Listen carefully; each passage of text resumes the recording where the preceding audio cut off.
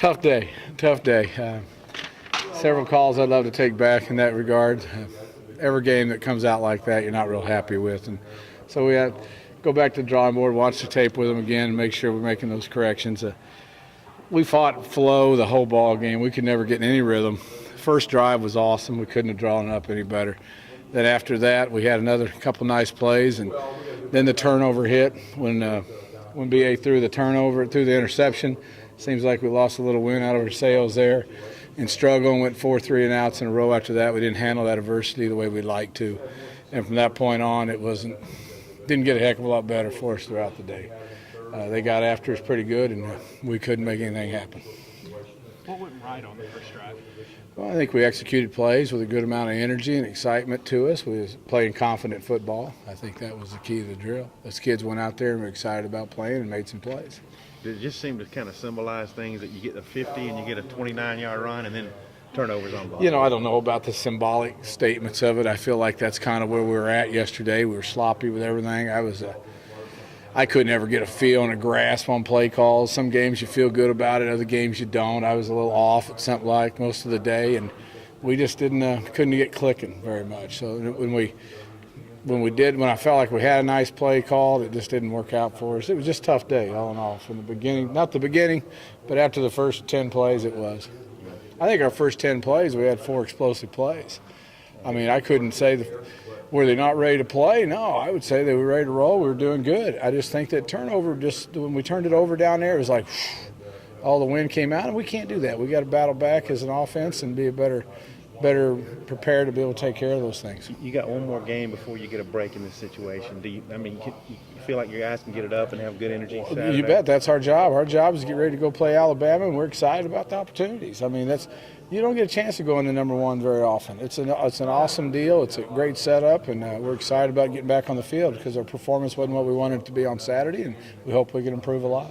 Did anybody win the day for you? I mean, did Hurd minimize Clowney or anything like that happen? I can't say that. I wouldn't single out anybody good or bad. It just wasn't good. It wasn't crisp after the first drive. We just didn't get it done the way we needed to.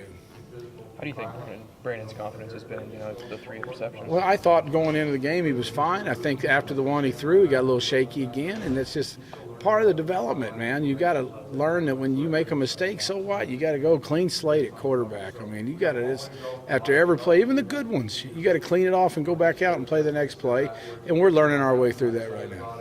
That interception on Saturday, the one against Florida, the one against A&M, those plays look similar. Were they the same? No, play call? all 3 different plays. 3 different plays. Any thoughts at all about looking at other options besides Brandon, or are we really sticking with Brandon? Oh, no, we're sticking with Brandon right now and watching him grow.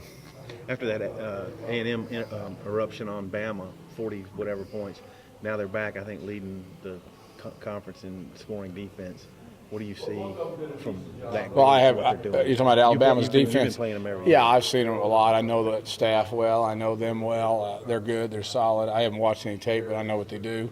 They're going to play really firm, good rushing defense, and they're going to be aggressive in the secondary, and they're going to do it with some very fine athletes. So it's going to be quite a challenge for us. I'm always excited about this game. I think it's a great game. Anytime you get a chance to play Alabama, number 1 team in the country, as a coach, it should get your blood going, and it does, and I'm sure it's doing the same for our players. Coach Bielema talked a little bit about struggling to overcome adversity as a team. What do you think's contributing to that? Well, I think that I agree with exactly what he's saying. We did it again. We had some adversity, and we didn't handle it very well. So, what attributes to that is just the inability yet to figure out how to handle that. The leadership needs to step up. Somebody needs to go out and make a play, and then you flip it all back on them. And we've been unable to do that thus far. So it's still performance-based, and offense is all about execution. When adversity hits you on offense, you need to concentrate exactly on the details and go out and execute a play. Then execute another play. Then execute another play, and you'll find yourself down in the end zone where you want to be. But what happens is right now, I think we're probably getting some negative thoughts in our mind, start throwing some questions out there. We've got to clean that up, just get back to concentrating on one play at a time. Is it important to start getting the ball to the wide outs? It seems like that kind of. I think it's important to execute a play. I don't know that it's get the ball to him, hand the ball to him. It's about whatever's called, 11 gentlemen doing what they're asked to do. And that's the key to the drill. If we'll execute a play, we'll be just fine.